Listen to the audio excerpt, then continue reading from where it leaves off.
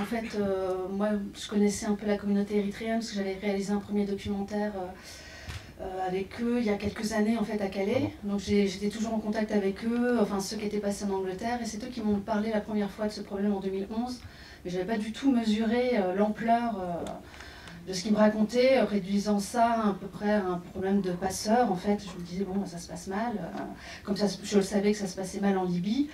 Et je me disais, au Caire, ça devait être à peu près la même chose. Mais voilà. Et l'année dernière, en rencontrant Meron dans sa cuisine, la voyant suspendue au téléphone avec le Sinaï, ça m'a complètement sidérée.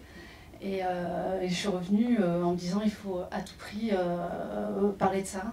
Et en fait, j'avais rencontré le point de départ, c'est la rencontre avec Meron. Comment ça s'est passé? Je tiens aussi à citer Léonard Vincent, oui, qui avait, oui, en fait, parce que entre tout ça, dans ce travail sur la communauté érythréenne, j'ai rencontré le travail de Léonard Vincent et de son livre, qui s'appelle Les Érythréens, qui m'a vraiment, voilà, enfin, j'ai trouvé que c'est un travail remarquable. Et voilà, et au départ, c'était plutôt un film sur l'Érythrée qui m'intéressait, mais vu l'urgence de la situation du Sinaï, ça s'est porté là-dessus. Voilà. Et ensuite, Cécile est rentrée dans l'histoire. Et ensuite, en tant qu'Italienne, évidemment, l'Italie étant le premier pays d'accueil des Érythréens, moi j'avais vu de nombreux Érythréens en Italie, dont certains grièvement blessés, et je n'avais pas compris, comme beaucoup de gens, je n'avais pas compris qu'est-ce qui leur était arrivé.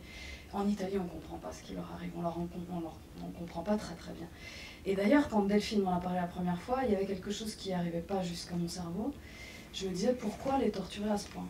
Et cette question, c'est une question qui nous a porté tout au long de cette longue enquête qui a duré 1 an et demi pour arriver à comprendre pourquoi on a besoin à ce point de torturer les gens. Là, vous avez une réponse très simple qui est donnée dans le film, c'est parce qu'on veut de l'argent.